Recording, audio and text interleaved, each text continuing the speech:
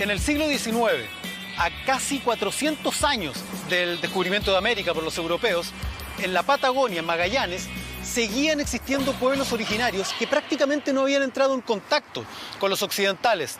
Vivían una edad de piedra y un estado un tanto idílico, en equilibrio con su entorno durante más de 3.000 años. Sin embargo, a mediados de ese siglo, irrumpe el progreso y se produce el sufrimiento, el exterminio de muchas de las razas y etnias que vivían en ese lugar. Sin duda, una de las que más sufrió fue la Selknam, porque definitivamente se extinguió de la faz del planeta. La historia del pueblo Selknam es la historia de un genocidio puro y duro, organizado y planificado por los grandes estancieros que colonizaron la Patagonia, con la participación cómplice de un Estado miope que no entendió el valor de las culturas aborígenes que habitaban nuestro territorio y la riqueza invaluable de su herencia originaria. Supuestos próceres del progreso, como el colono español José Menéndez, el llamado rey de la Patagonia, que habría estado detrás de la persecución y exterminio de la nación Selknam por representar un estorbo para la ganadería que se instalaba en la Patagonia, ocupando millones de hectáreas y aniquilando el frágil ecosistema que alimentaba y daba sustento a este pueblo. El rey de la Patagonia, José Menéndez, se enriqueció junto a un puñado de latifundistas que dejaron tras de sí un reguero de sangre, dolor, exterminio y explotación. Entender a los Selknam parte primero de un principio que para nosotros es bastante difícil, que es la movilidad. Nosotros somos sujetos de lo estático y a partir de lo estático viajamos y nos movemos. Los Selknam son transhumantes, es decir, básicamente ellos tienen una concepción de los grandes espacios y del movimiento. Ellos, como son nómades, todo lo que sobra, todo lo que tu cuerpo no puede transportar es innecesario y es necesariamente eliminable. Precisamente esa gran capacidad que tenían por ser cazadores, ¿no es cierto? Cazadores recolectores, donde la base, a diferencia de lo que se pensaba, era la recolección. Es decir, el sostén económico de los Selknam es femenino, que son las grandes recolectoras. Y los excedentes eran, por supuesto, la cacería masculina, principalmente de guanaco. Ellos, para poder cubrir sus necesidades alimentarias, ocupan una extensión enorme. Son sociedades que están organizadas a partir del linaje, es decir, a la estructura de la familia. La política básica del Selknam tiene que ver con esta constitución de los diferentes linajes. La gran política de negociación tiene que ver nuevamente con la familia, y eso lo llamamos nosotros matrimonio, que tiene que ver con alianzas, ¿te fijas?, que se hacen entre las diferentes unidades que conforman la sociedad Selknam.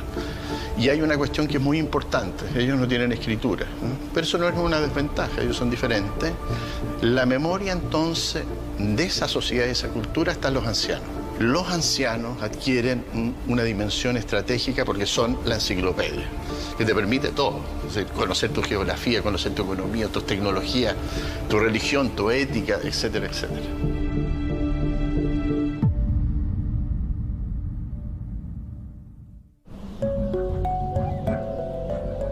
A mediados del siglo XIX, Tierra del Fuego vivía sin contacto con Occidente, invariable y paradisíaca desde hacía miles de años. De pronto, llegan chilenos y extranjeros en masa, se instala la industria ballenera, el paseo de barcos por el estrecho es intenso, se levantan factorías y frigoríficos, y en poco tiempo los indígenas ven estupefactos cómo pasan de la edad de piedra a la revolución industrial en solo 50 años. Tierra del Fuego se llena de millones de ovejas y los Selknam ven desplazado al guanaco, su fuente de carne, cuero y tendones. Inocentemente, vuelven sus ojos hacia las ovejas, el guanaco blanco, como lo llamaron. Lo siguiente que vieron fueron bandas de hombres armados que los rodeaban y mataban a tiros en su propia tierra. Caían al suelo, mirando al cielo, sin entender nada. Primero fue la fiebre del oro, que alrededor de 1875, que se descubrió que había oro en Tierra del Fuego, empezaron a llegar todo tipo de inmigrantes, que se corrió la voz en Europa que había oro en Tierra del Fuego, Llegaron algunos con ganas de trabajar, con ganas de hacer fortuna, pero llegó un montón de facinerosos también, de malacatosos, que no les importaba nada arrasar con lo que fuera, y arrasaron con los indígenas. Había un rumano famoso que fue Popper, que todos conocemos la historia de él, en Tierra del Fuego, estableció un verdadero imperio. Tenía hasta milicia, acuñaba moneda, tenía reglamentos, leyes, y lógicamente los onas, que lo único que querían era acercarse a comer, eran repelidos en forma a veces brutal. Después llegaron los ganaderos, del momento que trajeron experimentalmente las ovejas a la isla Magdalena, alrededor de 200 ovejas, y se dieron cuenta que sí se podía criar ovejas. Ahí vieron la posibilidad de lograr tierras, estas inmensas extensiones de tierra, y obviamente los indígenas, especialmente en los Selknam, no comprendían esto de la propiedad privada, y que las ovejas no podían, ellos cazaban guanacos y nadie les decía nada. Entonces, ¿por qué no podían cazar ovejas, que eran más fáciles de cazar y seguramente más sabrosas? Consiste en que los estados entregan terrenos que desconocen a compañías que emprenden el riesgo de conquistar tierras ocupadas por salvajes en sus propias denominaciones. A partir de 1890 empieza a funcionar la estancia Gente Grande de capitales alemanes. Luego se instalan otras 3 compañías de capitales británicos. Lo que existe en la Tierra del Fuego es simplemente el desembarco de miles y miles y miles de ovejas, y con ellos un par de cientos de trabajadores, fundamentalmente británicos.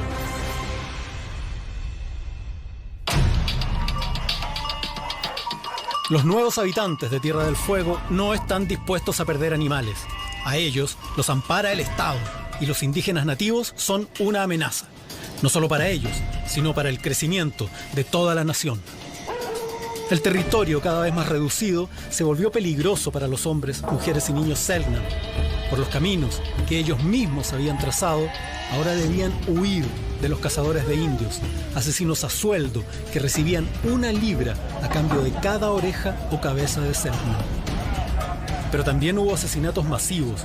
Una ballena envenenada fue una de las estrategias más exitosas para acelerar el genocidio. Esa ballena fue la última cena de decenas de familias que perecieron entre horribles dolores. Vamos a llamar a Madrid para hablar con José Luis Alonso Marchante, el autor de Menéndez, el rey de la Patagonia, un libro muy interesante que logró articular de una manera como no se había hecho antes todos los temas relacionados con la Patagonia en torno a esta revolución industrial que produjo Menéndez. Si tú me pudieras decir quién fue Menéndez, desde tu punto de vista, desde lo que pudiste descubrir. A un hombre vicioso, codicioso, que además, por poner en pie un imperio económico sin precedentes, provocó el genocidio, por ejemplo, de los pueblos autóctonos de la Tierra del Fuego, o la explotación de los jornaleros y de los trabajadores de sus estancias. Y esa parte, aunque se había contado, era una parte mucho menos visible, ¿de acuerdo? Sobre todo en la memoria oficial de Punta Arenas, ¿de acuerdo? Entonces eso me sorprendió bastante.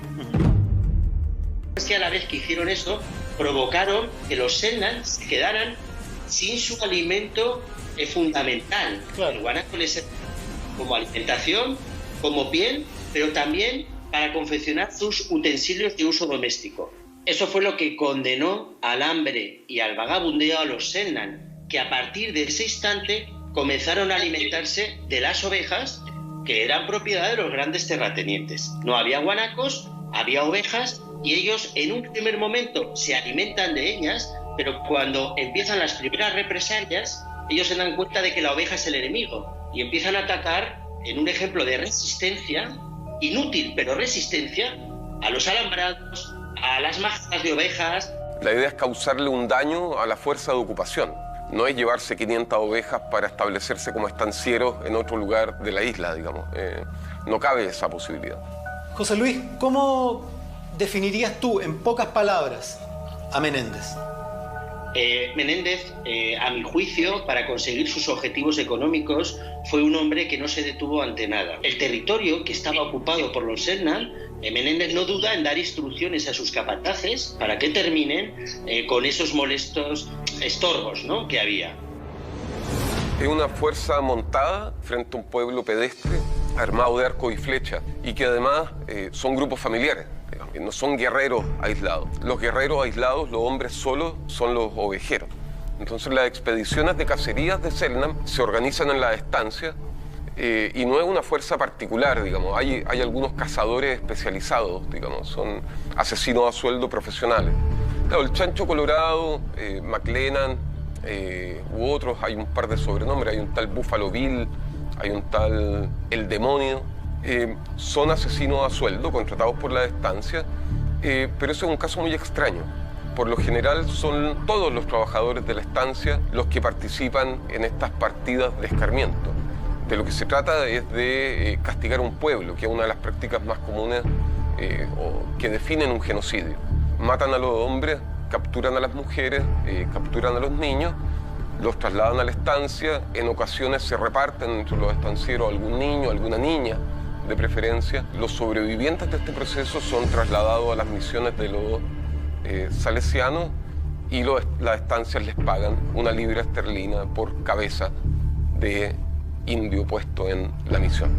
Y después llegaron los salesianos que ofrecieron llevárselos a Dawson y bueno, ya hagámoslo, y empezaron a llevar los indígenas a Dawson, pero hacían unas verdaderas batidas cazando indígenas, en los cuales los hombres se defendían, por lo cual la mayoría de ellos eran muertos, y era más fácil cazar mujeres y niños. Por eso la gran cantidad de niños que había en Dawson. Y a veces llevaban solamente niños, los arrancaban de su familia y los llevaban para allá, porque eran más fácilmente civilizables y evangelizables.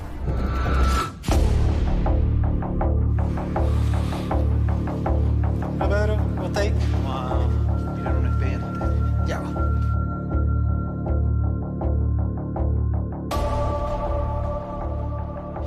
En el año 1895, en la estancia Caleta Josefina, Alexander Cameron, un estanciero de la época, detiene a 165 indígenas, son tomados prisioneros. Ellos deberían ser llevados, por el acuerdo que existía en la época, a la reducción que había en Isla Dawson de los salesianos. Sin embargo, toma una decisión a instancias del gobernador de Magallanes, que es quizá uno de los eventos más vergonzosos de fines del siglo en Chile. Lleva a los indígenas a Punta Arenas y realiza una repartición entre la población más pudiente. Son repartidos los indígenas para el servicio doméstico, son separadas familias, niños, padres puestos en aserraderos, otros en las cocinas de la ciudad. Esto que puede ser interpretado como un acto de buena voluntad del gobernador para quizás ayudar a la población de Magallanes o a los propios indígenas, es tomado también como una forma de esclavitud moderna. Bueno, en el expediente declaran los administradores y los trabajadores de esta estancia. Los dueños no aparecen. Que es efectivo que en diciembre último, estando el declarante y el señor Daniel Ramírez en Bahía Inútil, inventariando las existencias de esa estancia, tuvo conocimiento el declarante de 2 empleados de las haciendas.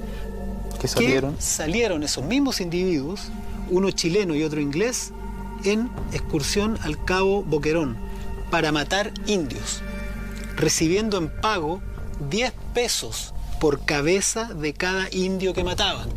Esta orden la recibían del administrador, don Alejandro Cameron, quien le pagaba la remuneración y les daba las provisiones.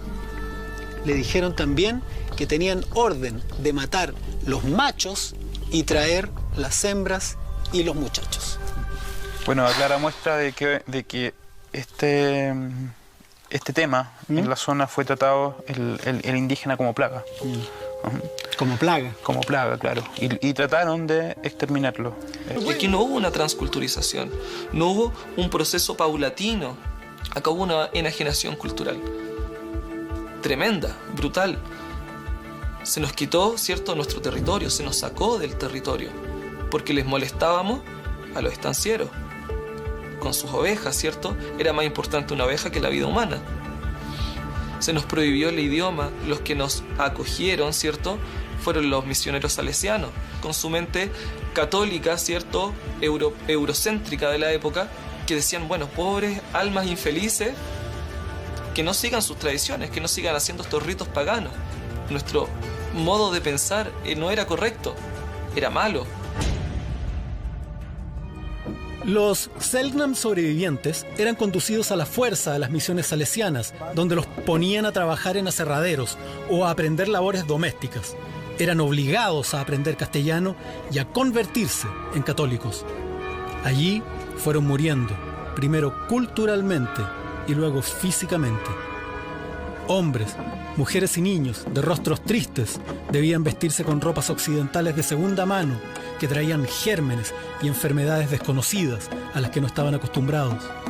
Esto, sumado al mal vivir en galpones húmedos donde dormían hacinados, provocó una mortandad aterradora.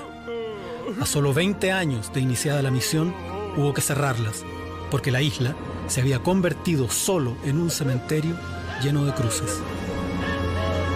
Cuando tú dices hubo un intento de genocidio o se diezmó, ¿cuáles fueron las herramientas que utilizaron los estancieros, los grandes terratenientes de la Patagonia para conseguir este objetivo? Pues es cuando surge la idea de las misiones, que en realidad eran una especie de campos de concentración, ¿de acuerdo? Donde se condujo a la fuerza a toda la población Selknam que estaba en la zona donde estaban los grandes terratenientes, ¿no? Los salesianos llegan porque parte de su mandato es llevar la palabra de la verdadera religión a los confines del mundo, y aparece la Tierra del Fuego en los sueños de Don Bosco, digamos. Y surge en un contexto en el cual el Estado de Chile en particular y luego el argentino entregan, digamos, terrenos para instalar estas misiones y producir una reducción de indios. La idea de los salesianos no era exterminar a los Selknam.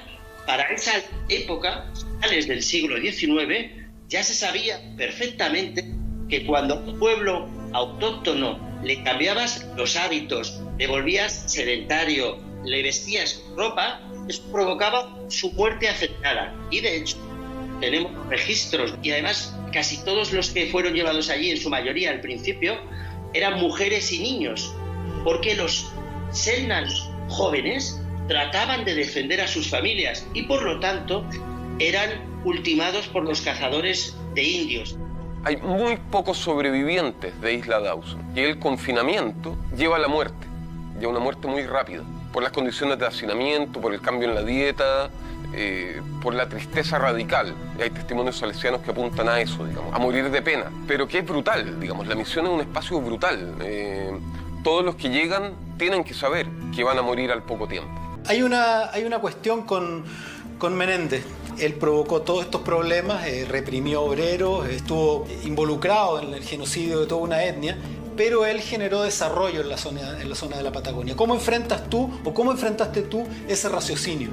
Es una parte muy interesante porque el desarrollo económico de esa extensa región podía haber sido de otra manera a como fue en realidad. Es decir, que Menéndez, Brown y el puñado de grandes terratenientes que poseían millones y millones de hectáreas, en realidad lo que hicieron fue impedir otro tipo de desarrollo.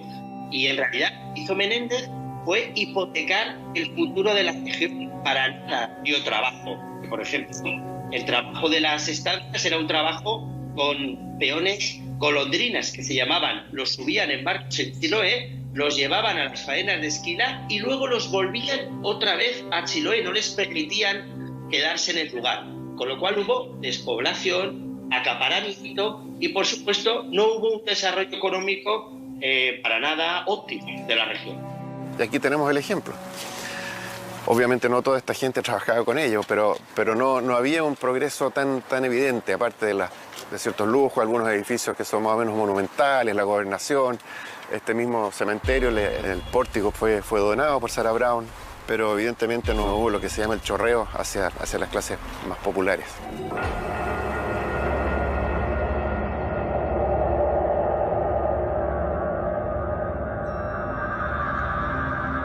Tú incluso ni siquiera le das el mérito de haber desarrollado la región.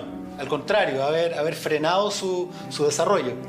Claro, piensa que cuando se hicieron lo suficientemente ricos, ni siquiera se radicaron en la región. Se fueron a Buenos Aires, que es otro país, ¿de acuerdo? Argentina.